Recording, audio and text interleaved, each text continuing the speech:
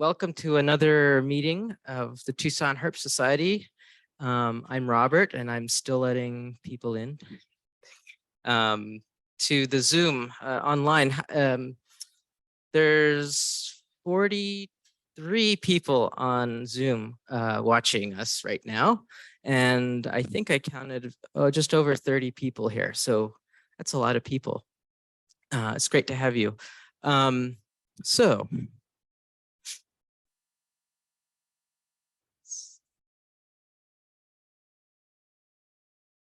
we are here in Tucson, Arizona, in the Sonoran Desert.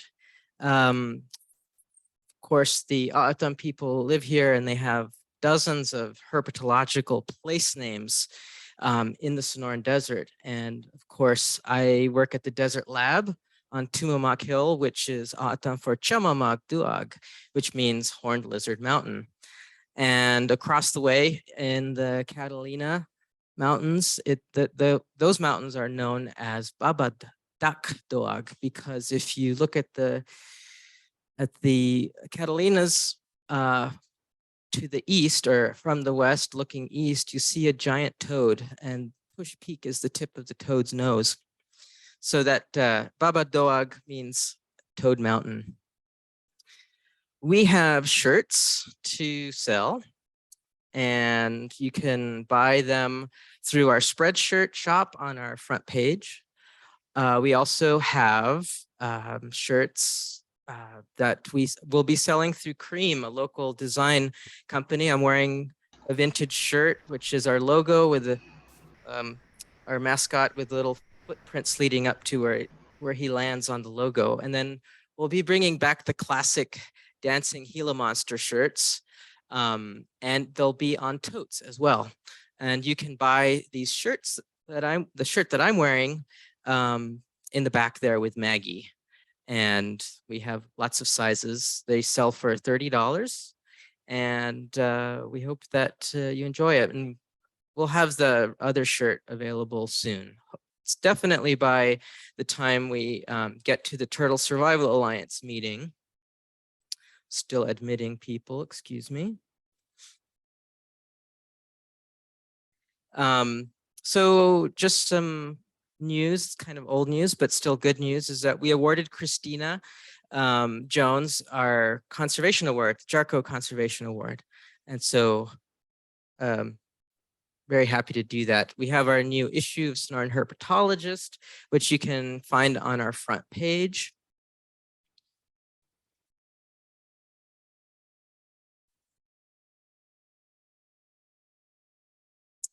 And the next issue will have a tribute to Cecil Schwalbe, who sadly left us way too soon in April. He was a good friend to many of us, and someone who will be sorely missed, and our area won't be the same without him.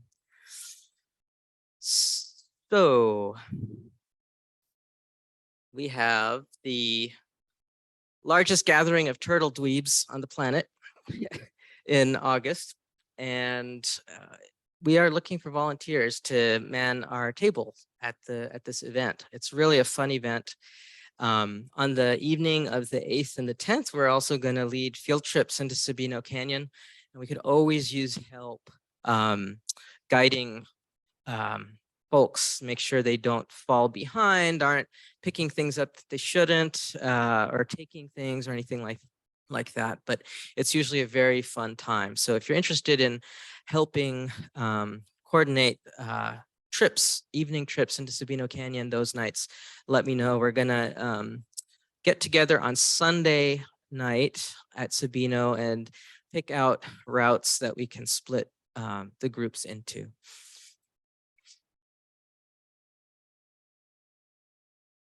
All right, we're still letting people in. This is great.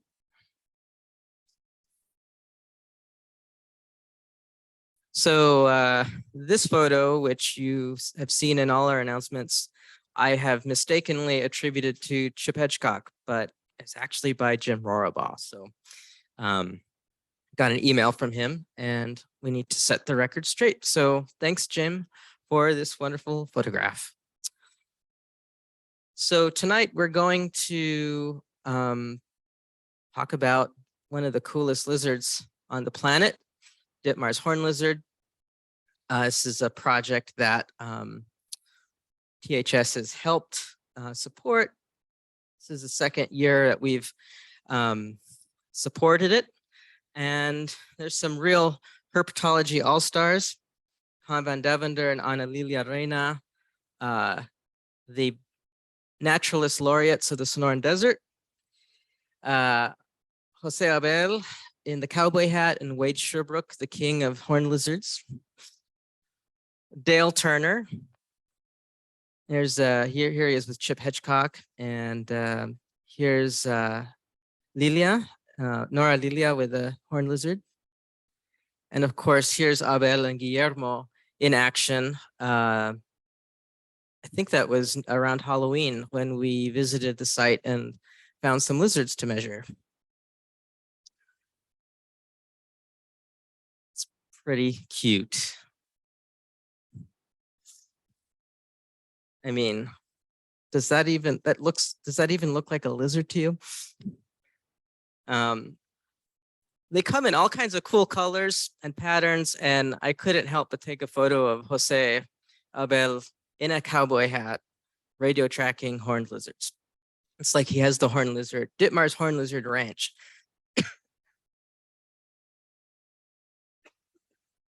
Excuse me. So without further ado, I will open the floor up to our first speaker.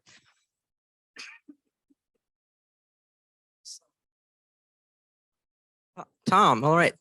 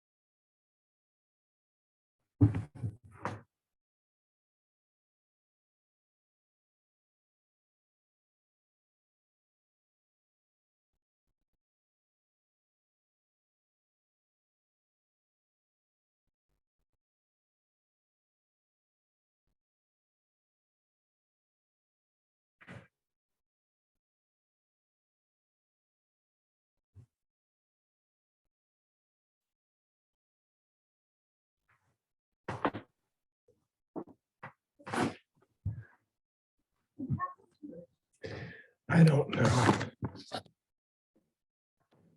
Is it on mute? I don't think so. I think they're waiting for somebody.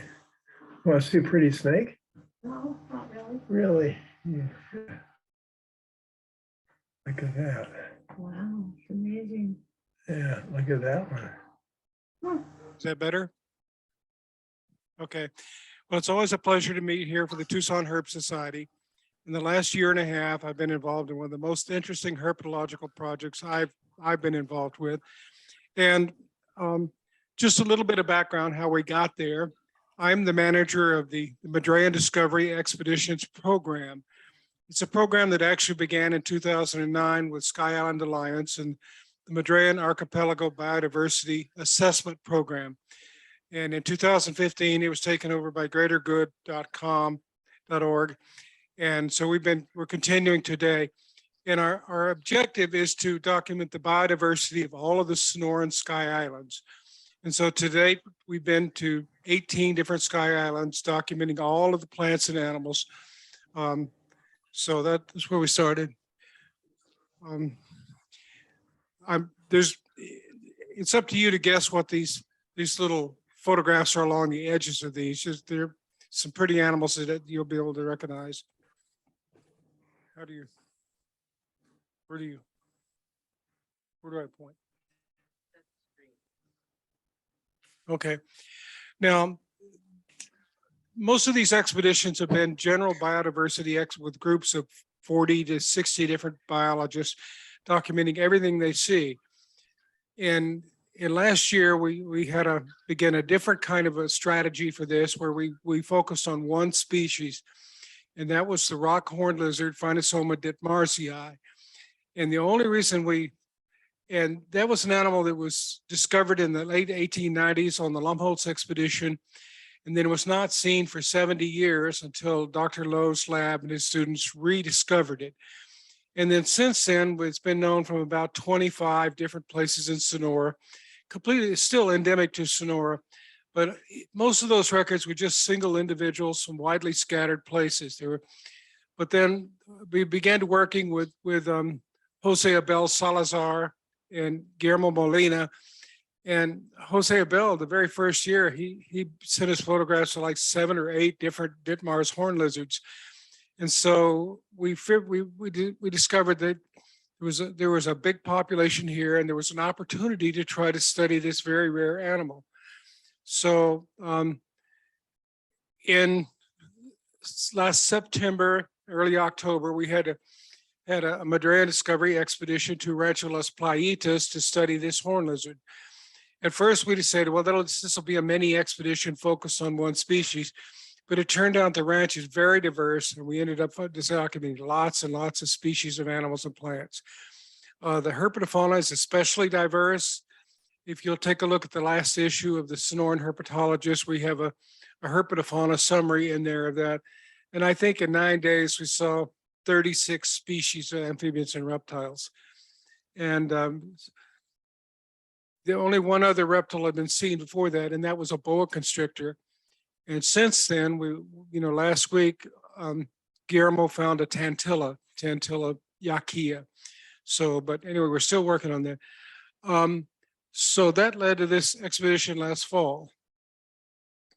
The peak in the background is the Picacho de Bacuachi. It's an iconic peak that you could see from 50 miles in any direction around there. And driving in there, you just can't keep your eyes off of that peak. So the horned lizards are found in the lowlands around this iconic mountain range.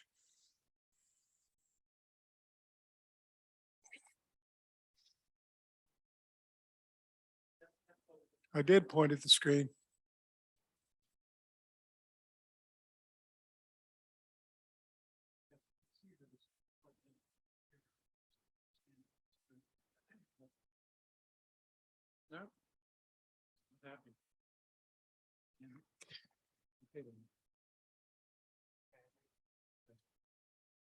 Okay. All right. So this is a shot of one of our groups of participants, and we were there in late fall, and then we came back again in April this year to follow up. So we've had two expeditions to this place. Each of those had about 30 people who were participating, all biologists, but lots of herpetologists. So let's see. And as you can see there, that ridge in the photograph there is see, I had a pointer somewhere. Use my own.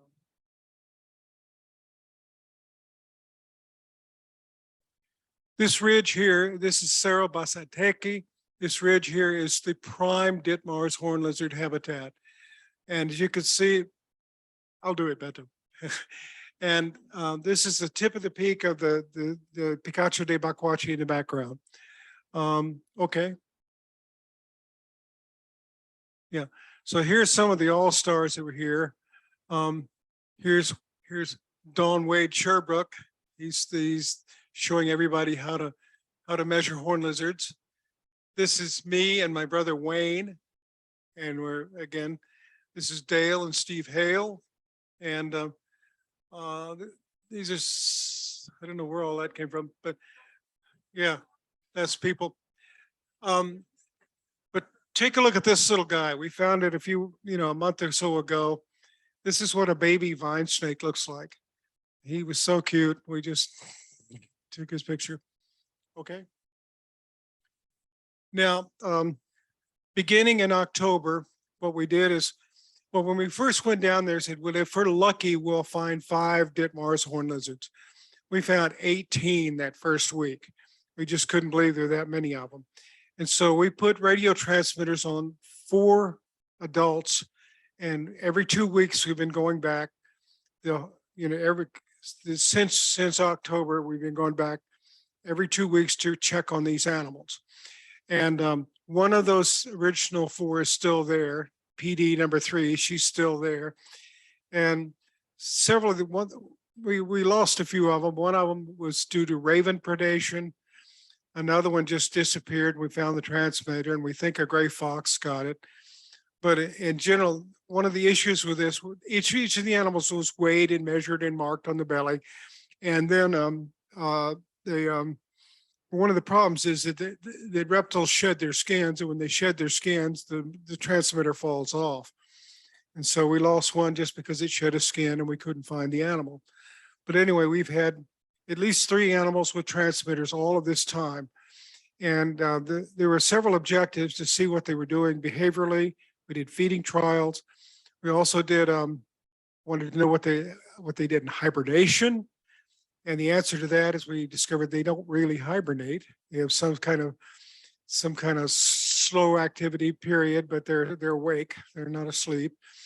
And then we realized that we had 3 large females. Well, Wade will tell you about their reproduction, but we discovered that they're breeding in the fall. We ended up having 3 large females that were carrying young. And so one of our objectives was to follow that through and see when the babies were going to be born. And so we followed them through the end of the summer monsoon, a fall, which was really lush with lots of vegetation, a cold winter, and then a hot, dry spring. And then on June 19th, we had a heavy rain, and that was really the beginning of the summer monsoon season. So we've followed them so far. And Wade will tell you more about it, but the babies were started about June 10th. We started seeing babies being born. Okay, this is Los Ryans. It's Ryan Zach and Ryan Martinez from Zoo Miami, and that's the transmitter that they're using to find the animals. It's José Abel, who you'll hear from in a minute, Guillermo, and here's an animal that has a transmitter on it. At first, we were a little bit worried. There was some talk and worry about whether the transmitter would be too heavy for them, but we discovered that's not the case at all. They're like little bulls, little bulldozers. They're really a tough animal, and that extra weight didn't bother them at all. So, okay.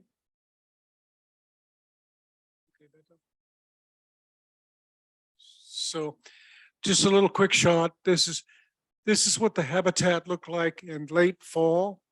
And the general vegetation, it's a transitional zone between foothills thorn scrub, which is a tropical vegetation, and desert grassland, which is a temperate vegetation.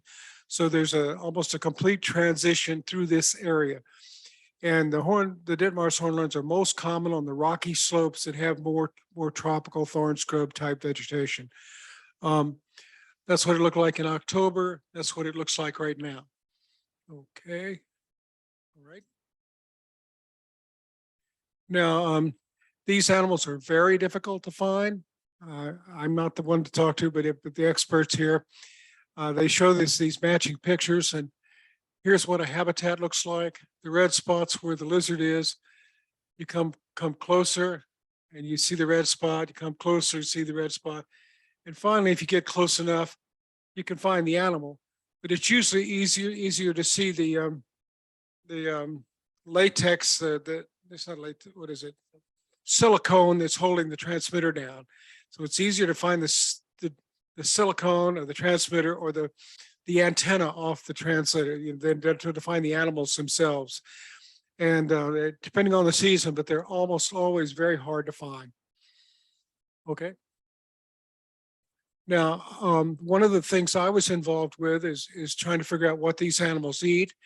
Most horned lizards eat ants, but when we discovered this is a very generalist feeder, and Guillermo and Jose Abel were doing feeding trials and get up there. These animals are really interesting because they're not afraid of people. And I think they have this size class of animals. If you're a fox and a coyote, they run like hell. If you're a big slow moving animal like a cow or a deer or a person, they're not so frightened. And once they get over the initial, they run a little bit initially, but after that, they're not bothered by people at all. And so we've been able to do feeding trials. And I went around and caught all sorts of native grasshoppers and things to try them. And they just put them in front of them. And if they wanted them, they ate them right away. And they was also very picky. There were some things they did not want too. So we learned an awful lot about the diet. And the only evidence we have of eating ants was this photograph of one that had that's the head of a Mexican leafcutter ant. It's one of the big guard ants, big warrior ants that they have. And so it tried to eat it, and that ant got the animal. We also discovered that they eat various kind of things, lots of scarab beetles, they eat cicadas. We've got them eating juvenile scorpions quite readily. And so it's been moths, almost any small thing like that they'll eat. The things they don't eat, they refuse to eat pinky mice. They come up and it was moving and they were interested, but they licked it and didn't like the taste and backed off. They don't eat any kind of black beetles. So darkling beetles or ground beetles, anything that probably tastes bad, they won't touch it. So they have very, very specific preferences, dietary preferences. Okay.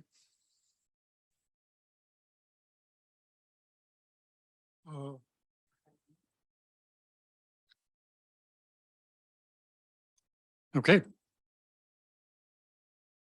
So, no, I use the one over there. All right. So we sort of coordinated this. Maybe a little bit of overlap, but that's partnership here. Let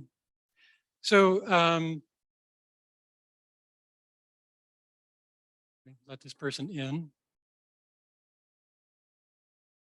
Sure.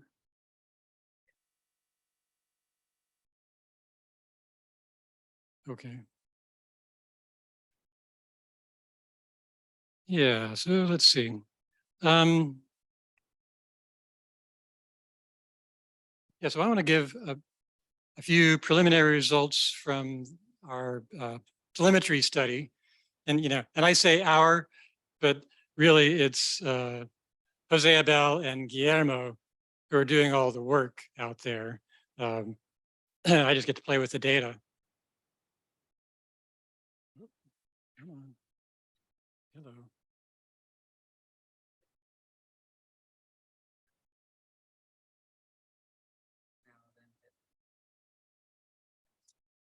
Huh, okay. And I'll let people in. Oh, not that. Yes. No. Okay. So why are we studying Ditmars eye? Tom covered that in part. Part of it, I'm going to give you a little bit of background on the species. I gave a talk about Ditmars eye in 2018 to Tucson Herp Society. So for a few of you, this may be a refresher, but I won't assume that very many people saw it.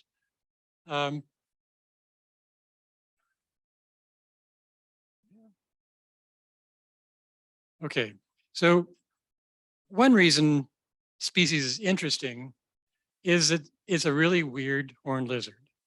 So we have here graphs on the percentage of ants in the diet for many species of Phrynosoma and the number of teeth for those same species.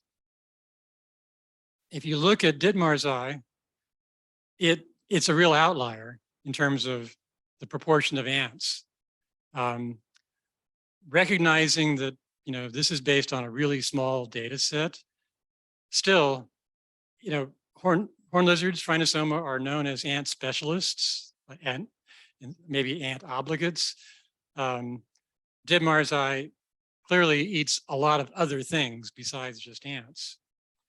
And if you look at the number of teeth in the mouth, they have more than any of the other species. Contrast that with Phrynosoma solare, our local desert horned lizard, regal, specific name, common name. Solare is almost completely ants in their diet, and they have among the least number of teeth in their mouth. So what does that mean? If you look at the skulls of these animals, you can see a real clear difference. So solare, they have some teeth, but there's, kind of widely spaced, a nice smile. Compare that to Ditmars eye, strip away the scales and those cute little lizards look pretty ferocious. But maybe more significant, if you look at the lower jaw and solare, it's actually kind of delicate, which is okay, for an animal that eats basically ants and doesn't chew them. It doesn't need a whole lot of jaw strength. Ditmars eye, on the other hand, has this massive, relatively, lower jaw, and that gives a lot of attachment points for musculature, so they can have a much greater jaw strength, which means they can bite into things that have much sturdier exoskeletons. So they're actually adapted so they can eat more things. And I guess the other thing about Ditmars eye is we just don't know a whole lot about them. I mean, we know almost nothing about them. So this is the catalog account done by Wendy Hodges in 1995. At that point, we knew of exactly 3 locations on the planet for this species, which did not include the type locality.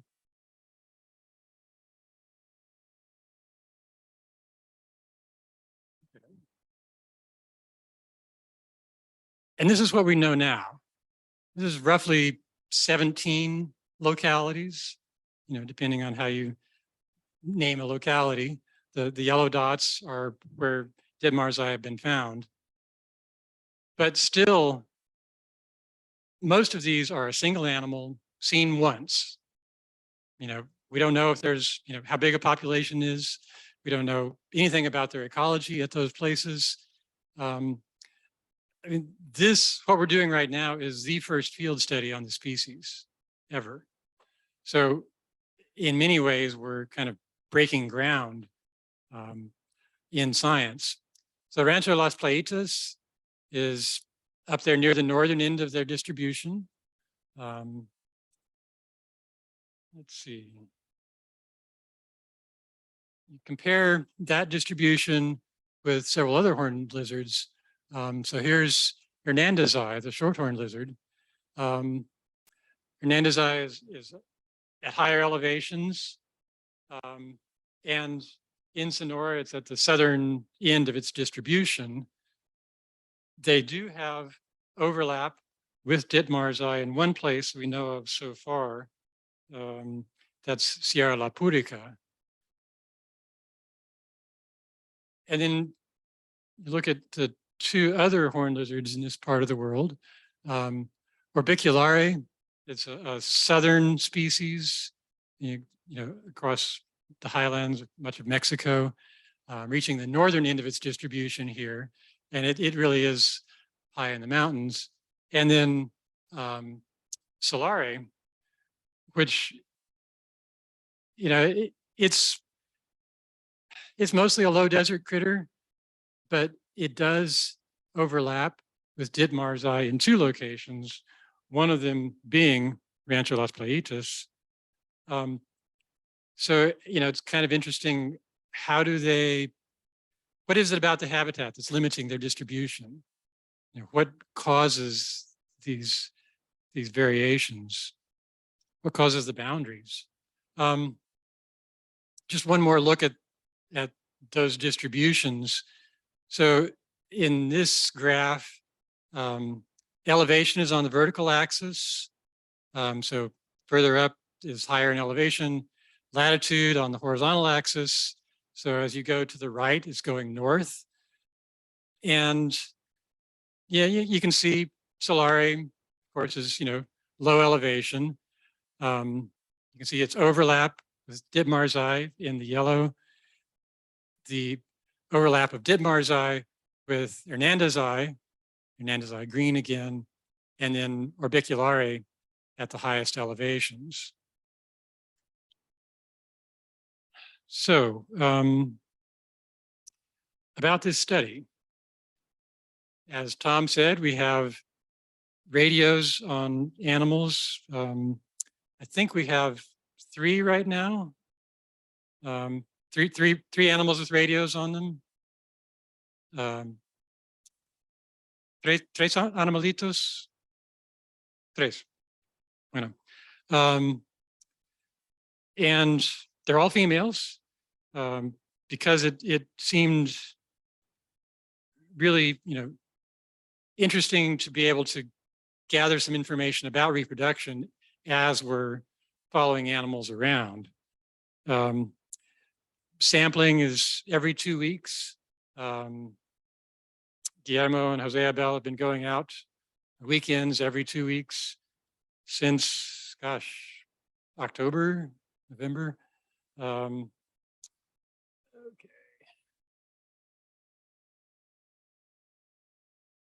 And this is a map of some of those locations. So, some animals have come into the study and gone out of the study because they lost the transmitter or they died. So this is 4 animals with a bunch of locations over time and minimum convex polygon home range around them. Let's see, and then there's a bunch of other Ditmars Eye on that hillside just shown as individual points, sometimes connected with lines just to show the same animal, multiple points. For scale, that is just a ranch road. The squiggly line in the lower left is a dirt road. What you don't really get out of this is the fact that that is a steep hillside. That's about a 45-degree slope, steep and rocky. Let's see, let's see. Oh yeah, so just take a look at that, that white scale bar on the lower right. Compare that to this next figure, which is double the scale. So this one lizard, PD5, covered a tremendous amount of ground. So she covered almost 570 meters in 100 days. And that's across steep slopes, big rocks, dense vegetation, deep arroyos. This is hard to walk in. And for something that stands, about, 2 inches off the ground, that's a pretty amazing area to cover. And I'll show you data in a moment. These points are essentially every 2 weeks. And the data, as I've analyzed them, are sort of averaged by those 2 weeks. But that misses some of the variation. In October, PD5 in 1 day covered 68 meters horizontally and 14 meters vertically. That's like, me walking to Casa Grande or something, as if it was up a steep hill. So these are the data. Okay. And this is reduced to meters per day, averaged on those 2 week sampling intervals. But I think the interesting thing about this is the patterns.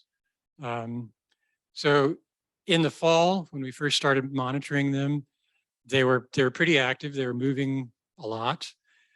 As the season got cooler, they moved less.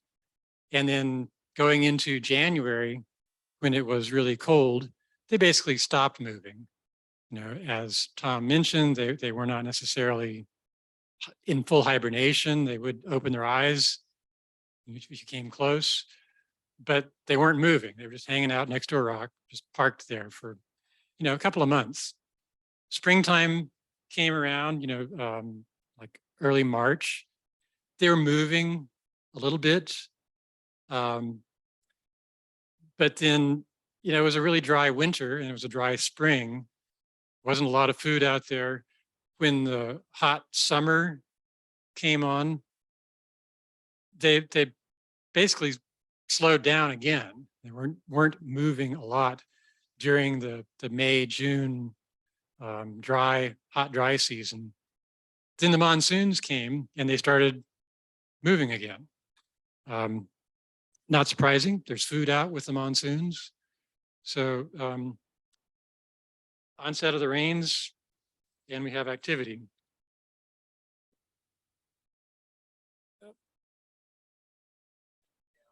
Sure. Okay.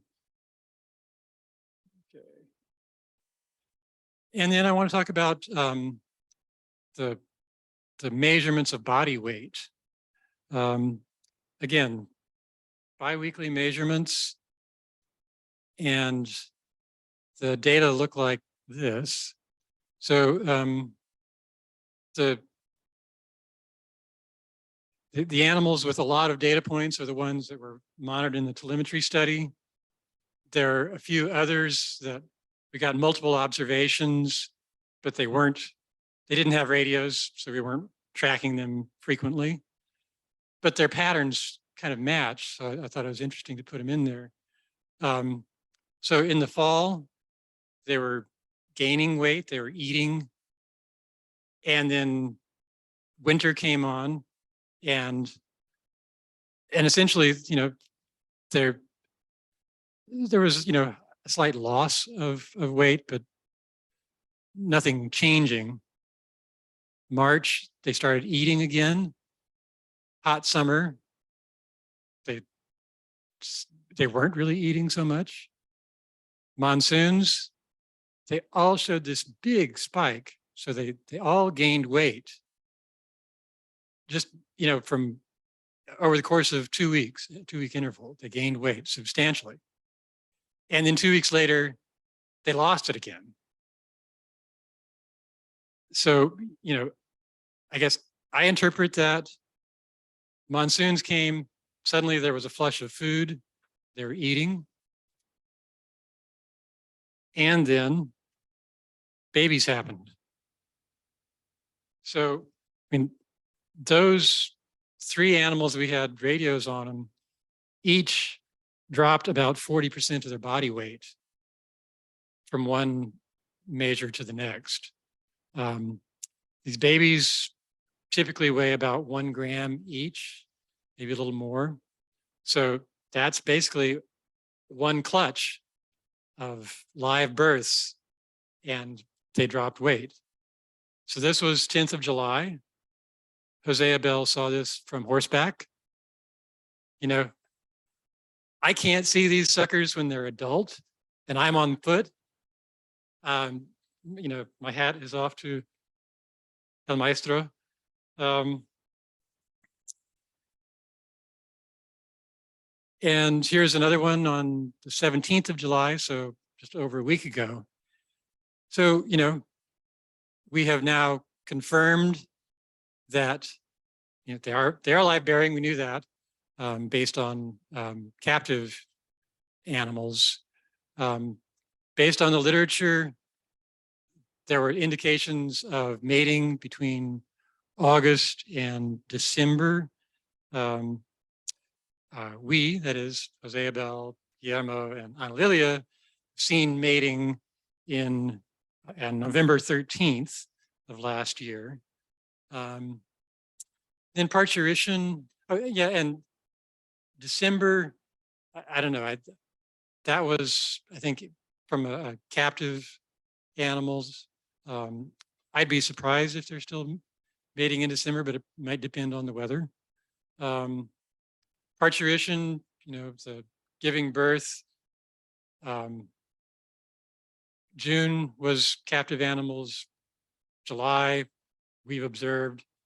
Maybe August, based on some of the the size of animals we've seen in past years. But, you know, we're still just learning the pretty basic things about the biology of the species. So with that, I'm going to hand it over to Wade, who can show you exactly how biology works.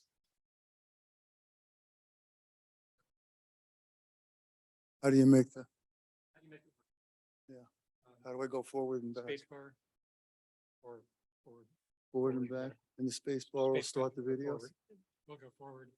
You may have to use the mouse to start the video. stand here. Okay. I'm gonna try to speak to you. People online. Okay. Okay, we're gonna have to play because I want to use my hands to discuss things with you. First of all, I'd like to thank Tom and Dale for involving me with this project. They've been working in Sonora for a number of years and doing all kinds of things down there, and being included with this investigation and experience has just been very rich for me. I'm only going to talk about 3 topics. I'm going to talk about drinking. I'm going to talk about that they have horns, they're horny, and I'm going to talk about sex. And I'm going to start by telling you how I got interested in drinking by lizards. And there was an exhibit many years ago at the Arizona Sonoran Desert Museum. It was a little box on a wall in a big room that was an introduction to the deserts of the world. And they were showing you where all the deserts were and what things were going on in those deserts that are similar. And they had this little box there to show you something about convergent evolution. And this was about, you looked in the box and you saw a little model of a regal horned lizard in there. And you pushed a button and the lights went down, and then the lights came back up, and there was an Australian thorny devil sitting there that very much resembles it and is convergently very close. They eat ants like horned lizards do. They have spines all over their body. They have cryptic color patterns. It was very clear that what it could do. And I got interested in that. That was when I first came to Tucson a long time ago. And I read a little bit about thorny devils, and I found out that someone had discovered that they can take water across their skin and somehow get it up to their mouth and drink. Okay, and no other lizard in the world was known to do this. So it stuck in my head. And then 15 years later, a few blocks from here, when I was in school, I had my first horned lizards, Texas horned lizards, in a box about 12 feet, about 6 feet square in the backyard. And a rainstorm came, and I had 3 Texas horned lizards in there, and they all got up on their legs. They put their tails down and they put their head down, and they started opening and closing their mouth. And I said, I know what that is. They're drinking water. That's what's going on. And that was because I had this insight from thorny devils in Australia before that. I think I'm ready for the next slide. Drinking. So I started working with those lizards and Texas horned lizards and discovering more things about their drinking and their drinking behavior. Let me see.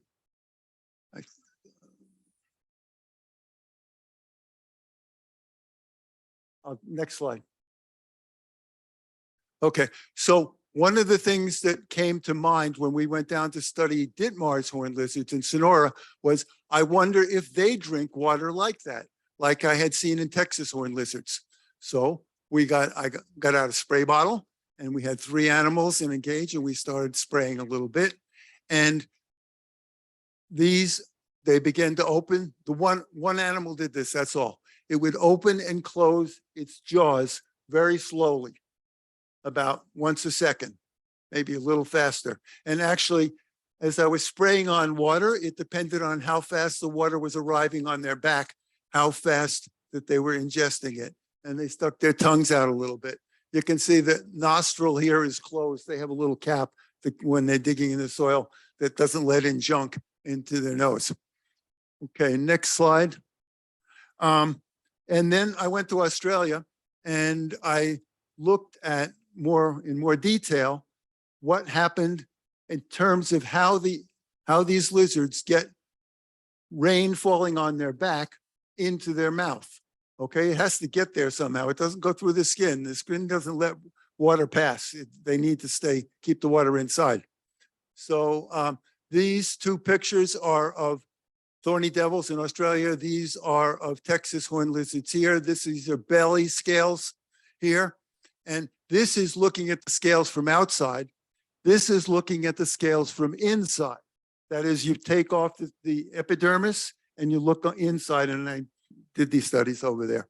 And so this is the outside of that scale. This is the inside of that scale.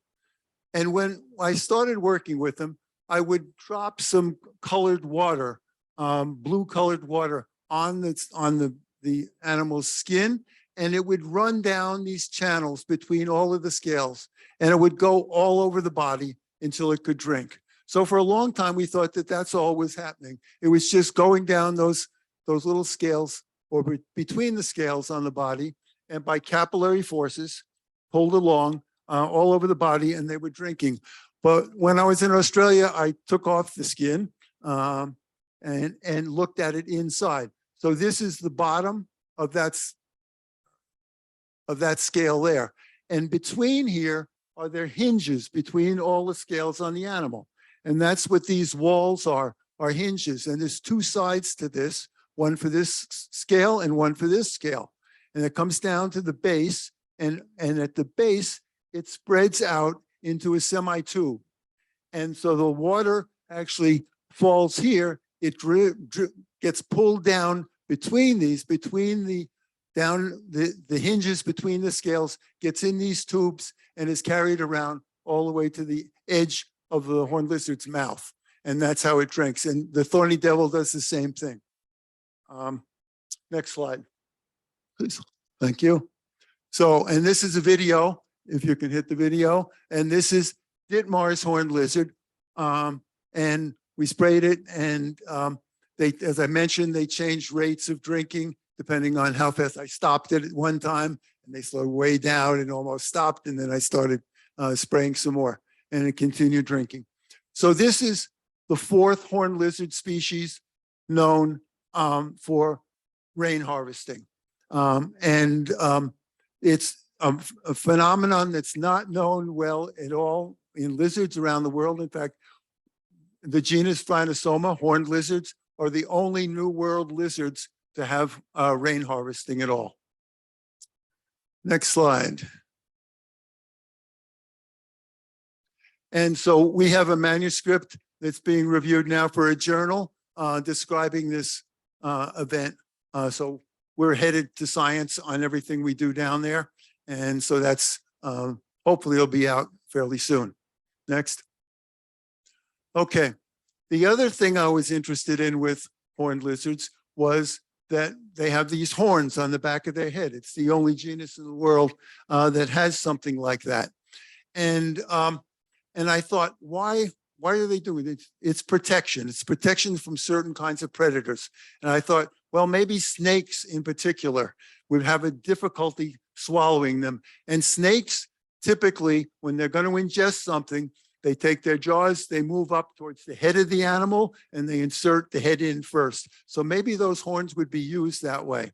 And this is why I want to have my hands here, but it's not working very well. Okay, let's say this is the horned lizard's head, and here is the snakes come up, and maybe the horned lizards do something with those horns to try to prevent the snake from swallowing it. And so then I began following up on that. Next slide, please. So I thought we would try it on Ditmars horned lizard while we were down there. And there was a technique that I'd perfected over the years, was to do a pinch of the head of a horned lizard to see if it would raise its horns.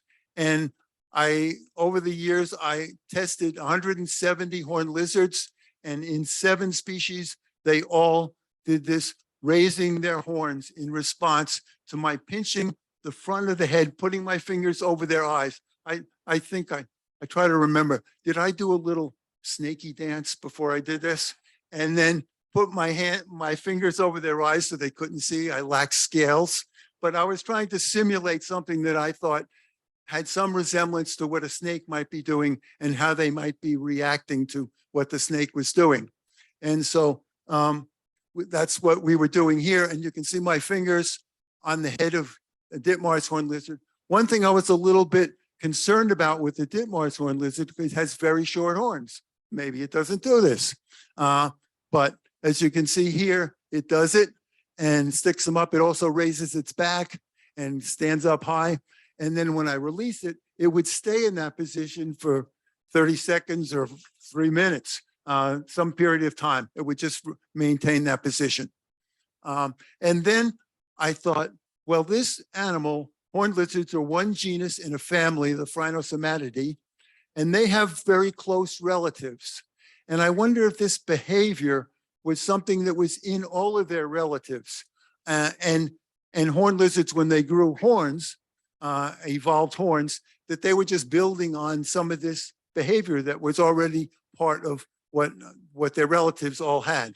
So we came back to Tucson and we got 2 local lizards, which most of you probably know, zebra tails and desert spiny lizards. And we tested those animals to see if they had that response or not. And let's see, next slide. This is a zebra tail.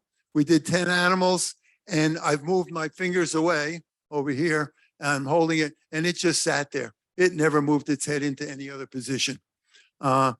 Next slide. The same thing. This is a desert spiny lizard, Scoloporus, and it essentially sat there. Actually, you know, they bite, and I got bit twice. Nice bites.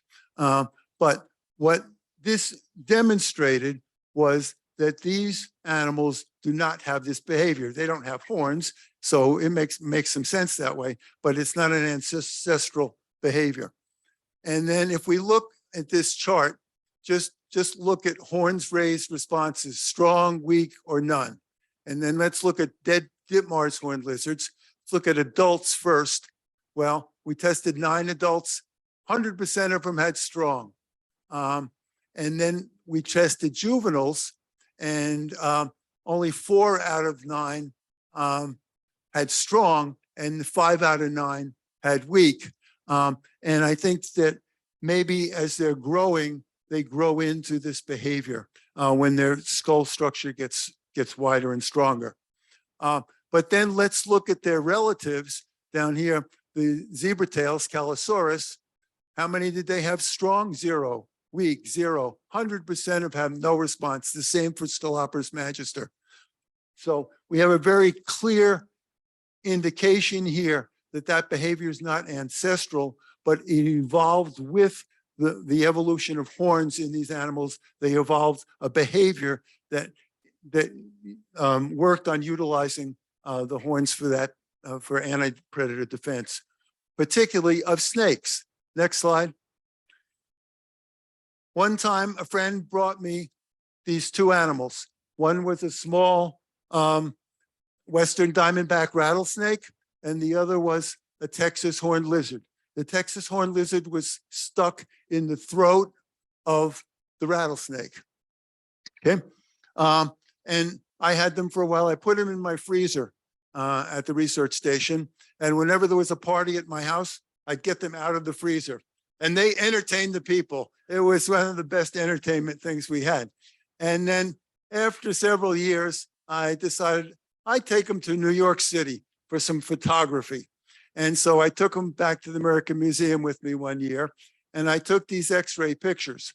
And this is the same picture but it's taken at a slightly different angle. And I don't think you can see it here, but if I had these pictures on a sheet of paper like this, you could see if you had a stereo viewer or if your eyes are adjusted for viewing stereo things, which mine are now, you can see inside, you can see what's going on between these things in a three-dimensional fashion. It's just looking like all the way through the animal and seeing where all those bones lie. This line indicates as far, this is the edge of the head of the snake. There's an eye there, there's an eye here. These are the jaw bones going around the lizard from the snake. Here's the lateral horns and then of the horned lizard. And the horned lizards there, it's a little difficult to see the occipital horns because the snake's vertebrae goes right through it. But if you're looking at it in 3D, you can see that pretty well. There's a horn there, there's a horn there, and those horns are standing up just like the animal that I showed you that we were looking at with Ditmars horned lizard. Next slide.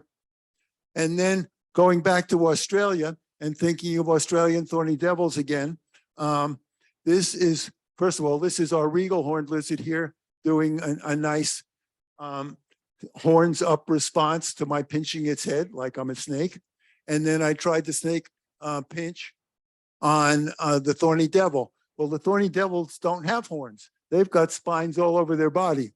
But what they do have is a hump of fatty material on the back of their neck that has spines coming out to both sides. So it's hiding its head down here between its legs. And herpetologists in Australia have found thorny devils that this hump was missing on, indicating that predator probably came along and the thorny devil stuck between its legs and the predator grabbed the pseudo head that was standing there, chewed it off and ran into some of the spines, and that animal saved its life by having that structure on its back. So another interesting relationship between those two animals. Next slide. Oh, and let me see. Well, I'm just that this is another paper that we have in being reviewed at this time, showing that the horned lizards have that distinctive behavior within their family. Next slide. Sex. Okay, now this pornography part, horned lizard pornography. Yeah.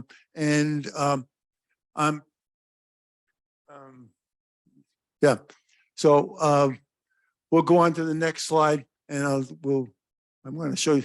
Okay, so this is a male regal horned lizard, and as most of you know, that snakes and lizards have hemipenes, and so they have two hemipenes, and this one they've been expanded so you can see them. That's how the male transports sperm from its cloaca to the female's cloaca. And one interesting thing in certain species of lizards, because each one of these hemipenes is connected to a different testis in the body. So if one is used first, and then that male has an opportunity to mate again in a short period of time, he switches to the other hemipenes. And the way, I need my hands for this, and I guess I can't do it. But they have to reach around, and you'll see it in one of these slides. The male has to reach around with his tail and get it under the female's tail so that he can invert his hemipenes and transmit sperm into the female's cloaca. This is very different from a mammalian penis. There's no urethra through this. There's a fold in the side of the hemipenes, and the sperm pass through that fold into the female's cloaca. And I've heard of hemipenes before, but recently I found out that in some lizards, there's a hemiclitoris. I haven't seen one, but that's what I found out. Okay, next slide. Okay, this is a mating pair that Guillermo and José Abel, I think, photographed a video of, or the video is starting already. This is the male's tail here. This is the female's tail. This is the back leg. This is the back leg. And you can see that the male is using muscular contractions in his hemipenis to move sperm through the sulcus spermaticus that runs down the side of the hemipenis. Now, this happened in October, okay? And now it's 8 months later and now we're finding babies. 8 months of gestation. Next slide. Oh. And that's what we're getting. And the birth of, like all of us, another amniote. So that's very interesting stuff that we're finding out. All of you know that you're amniotes, correct? No? Okay, it's a taxonomic group that we belong to. Everyone in this room is an amniote, just like all these horned lizards and just like all lizards. All reptiles are amniotes. All birds, which are reptiles, are amniotes. All mammals are amniotes. You ever hear of the amniotic sac? Okay, that's where the term comes from. That's what allowed our ancestors to move out of aquatic environments that amphibians are locked into, to terrestrial environments that the female carries within the development or within the egg. There's an amniotic sac that carries water. And we live in water while we're developing and going through all of our development. Okay. I think that's it. Oh, no, we have, can you go next slide? Yeah. I think the speakers were going to come up here. We want to thank all the people that were instrumental in making our activities down there happen. And if we turned on the light, we can't see the slides. But anyway, you want to go through the slides?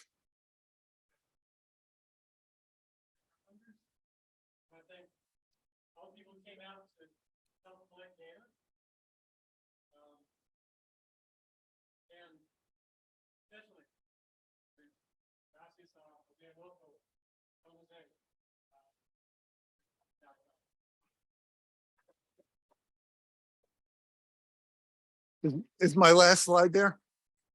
No. Okay, this is my Halloween costume. Thank you all for coming. I have a question for Wade. It seems like that Solari has a gestation period of about 6 to 8 weeks or something like that. 8 months seems like an enormous length of time. Are they developing that all the time, or is there some sort of period when the little embryos are just sitting there waiting and then they develop rapidly? As soon as we publish this, people are going to be interested because it's either the females are holding sperm and not fertilizing eggs, or they're not proceeding with development during that time period. And we don't know. This is we didn't have this question put on our plates before because we didn't know they did this. So that's a really nice project for someone to take on. We're open to all kinds of questions, I believe.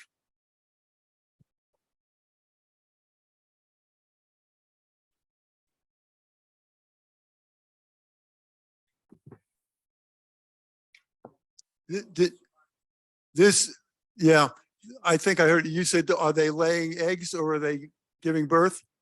This species is live bearing. Within horned lizards, which is just one genus, it's about 18 species right now. And most of them lay eggs, but a good portion of them, 2 evolutionary radiations in 2 groups, they give live birth to young. They retain the eggs. They don't put a shell around them, and they retain the developing young inside the female until they're fully developed, and then they give birth to them. Yes.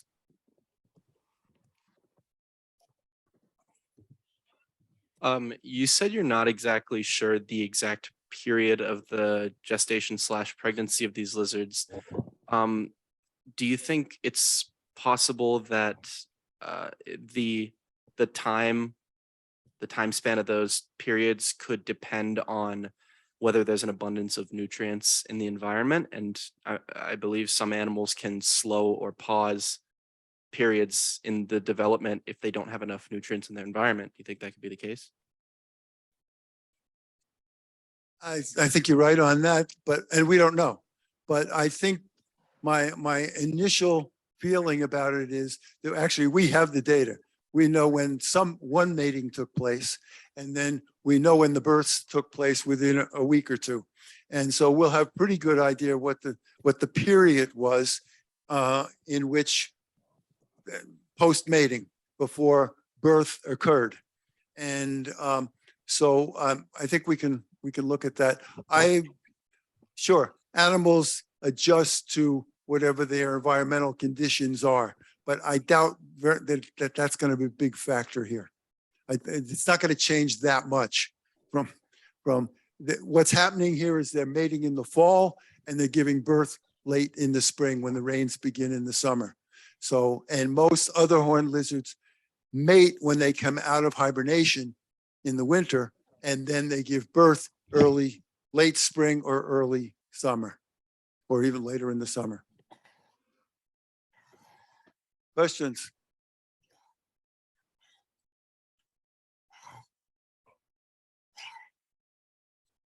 Okay, how were we able to find this population of lizards? Well, Tom had been doing studies, I don't know how for long, a decade, 2 decades, a lifetime in Sonora, and looking for different populations. And lots of people were interested in this lizard because for 70 years, nobody knew about it. There were 3 specimens in 2 museums on the East Coast, and nobody had seen a horned lizard, a Ditmars horned lizard for over 70 years. So people were interested in it.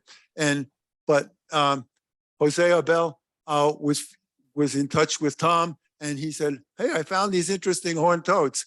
Are you interested?" And Tom said, "Yeah." And he went and he looked, and actually Jose was finding several of them on the ranch. So that's what we've been looking for years, is a place to go where we can encounter a number of animals. And that's how you gather enough data to be able to say very much about the animal's biology. Yeah.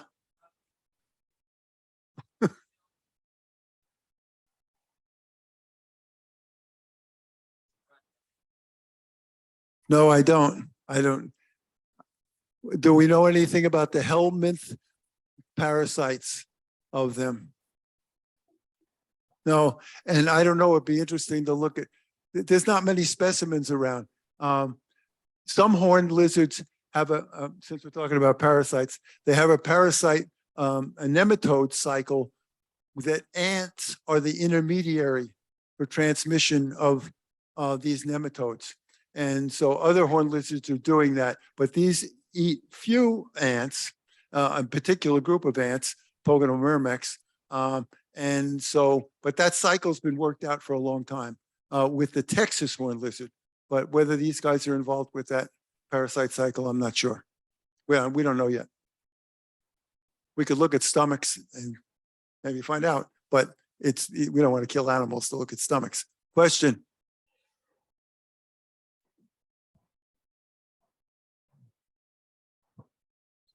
What's the southern edge of its distribution?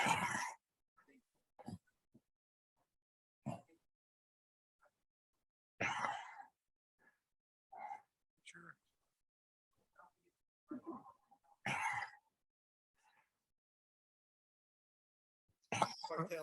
I don't think we really know. Yeah. Hey, I need to say, we didn't mention it before, but all of this work was done with official Mexican collecting permits.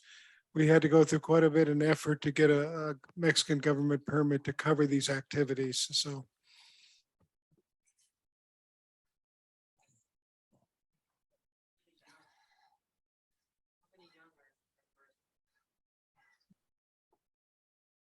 So the question is how many young, the all we know is a few captive animals, and it was on the order of like 8 to 13 young.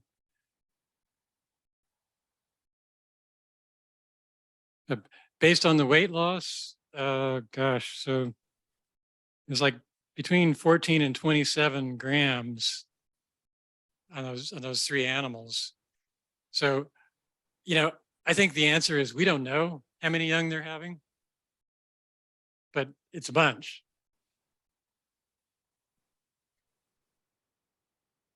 Well, let me answer another comment on that.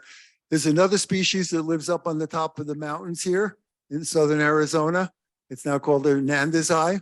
There's a record of, and it gives live birth, just like Ditmars horned lizard does, of 48 babies for one female.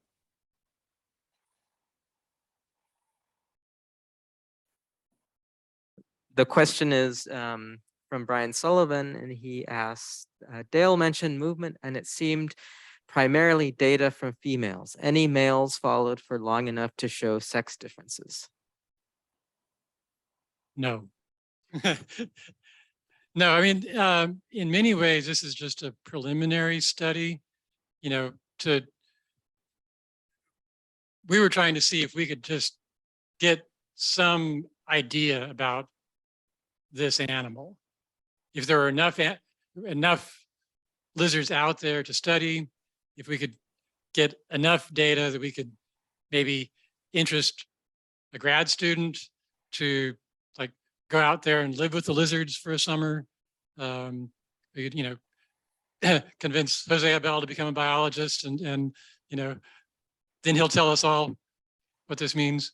But no, you know, we didn't have much money, and we didn't know at first we were going to be able to even find enough lizards to have a study.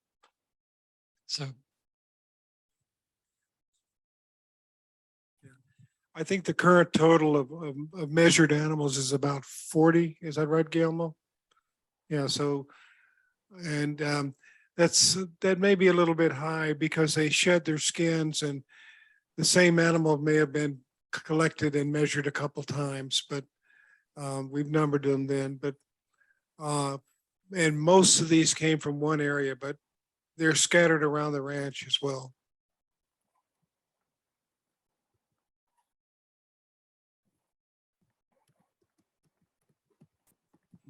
what are we going to do next?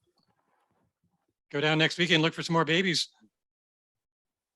Well, we're going to carry this study through a full year. So we're going to continue the biweekly monitoring and see if the movement patterns and the behavior patterns and the diet patterns switch back to what we saw in the beginning of the fall. So we'll have a full year cycle for them. But I have to go on and do other things after this. So if somebody else can follow along after us.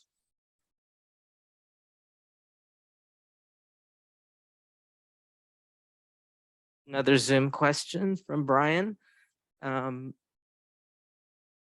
which is, got a lot of Zoom questions.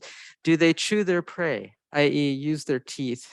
P. solare, in my view, do not, even when they very rarely take beetles.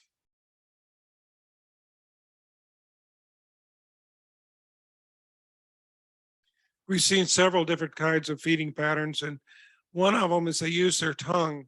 Tongue will flick out and catch a grasshopper, and just the whole thing goes straight into the mouth and they swallow it.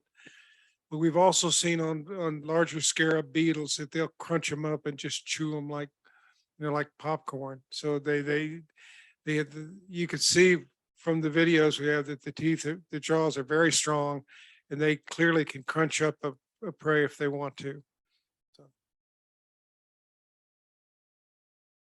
One thing that I caught from some of the videos they took was with a locust. They were trying to pick up this locust, and this lizard, horned lizards use their tongue to pick up ants, and they get them to the back of their throat and they coat them with mucus before they can bite or sting. That's one of their ways of handling ants. But it hit the back of the thorax in the middle of this locust, and it hit it with its tongue and came back, and the tongue came back and no locust came back. And so it spit its tongue out again, it hit its back, and the locust didn't come back to its mouth. So the third time it moved over a little bit, it just moved its aim and it hit the front of the head. And the locust went right in its mouth and it crunched it. So they had to adapt to this new item that they were dealing with.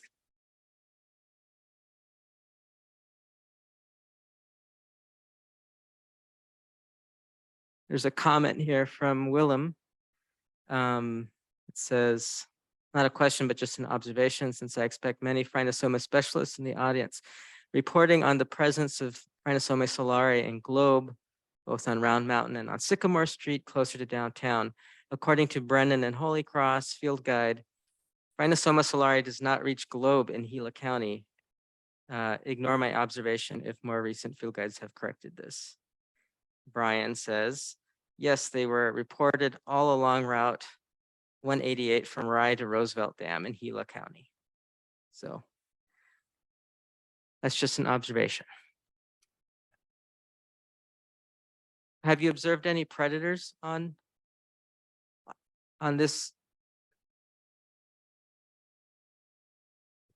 We only have a very few predator observations, but one animal with a transmitter was found dead, and the way the ribs were cut open on one side and opened up like a clamshell suggested it was a raven predation. Another animal, we had a wildlife camera images of a gray fox, and then within 2 weeks, one animal disappeared and the transmitter was found in the area. So that's the only real predator observations we have.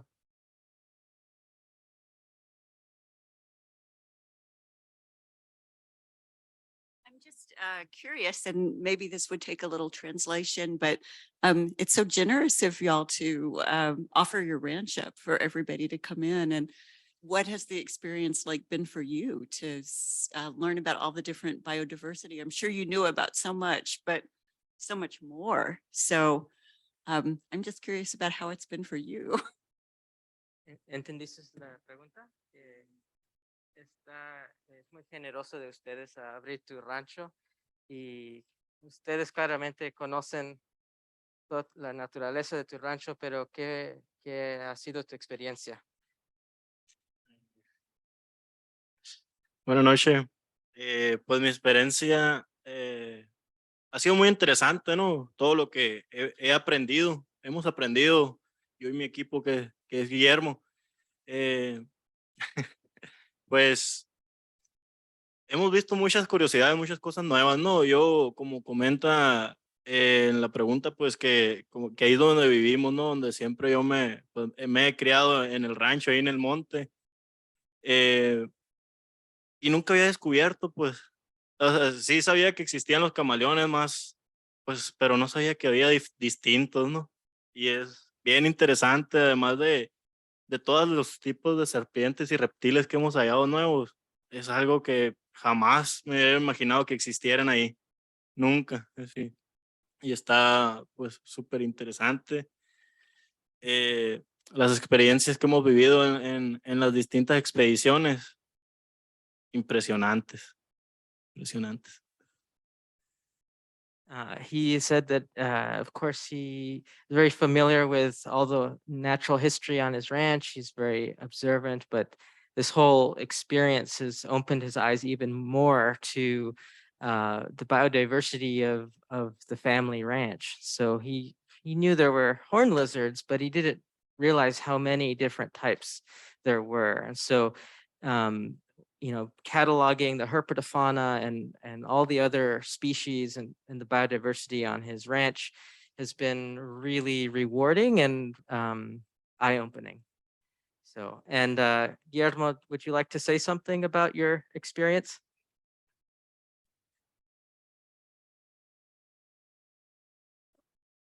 Buenas noches. Como lo comenta José Abel, la experiencia ha sido única.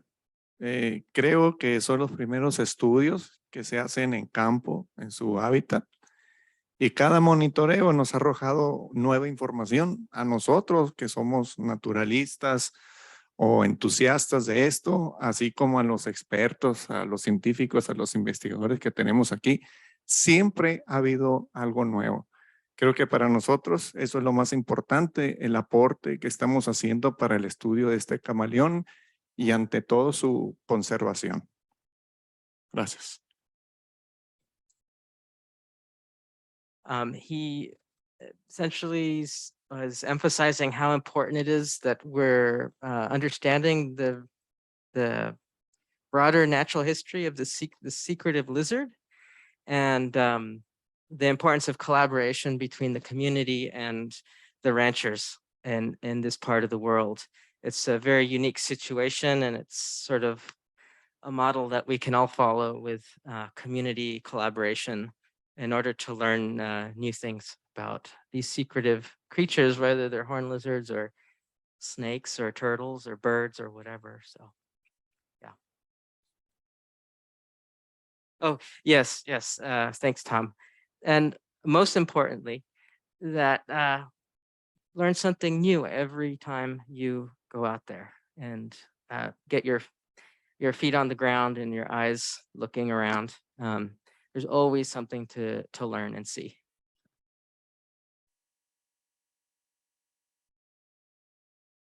All right, I sense no other questions, comments?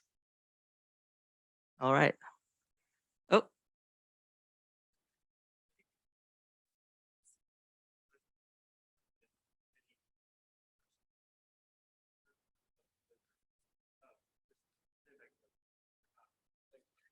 The question is, well,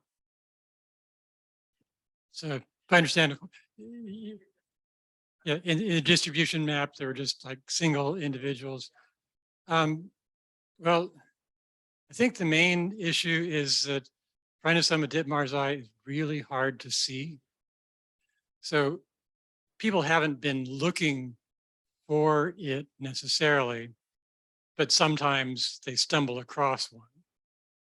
And stumbling across one doesn't mean you're going to see, its partner 2 meters away. So it's just very difficult to find.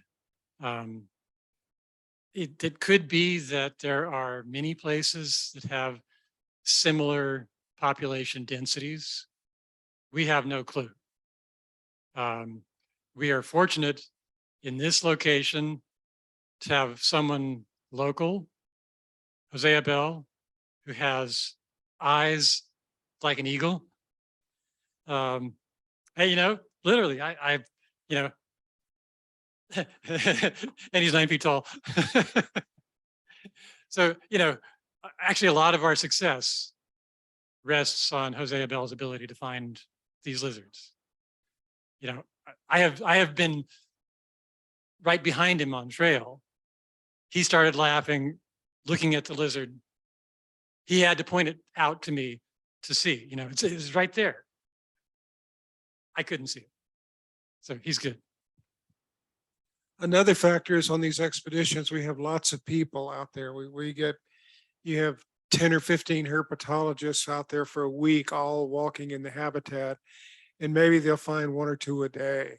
So it's been a concentrated effort that yielded a lot more animals.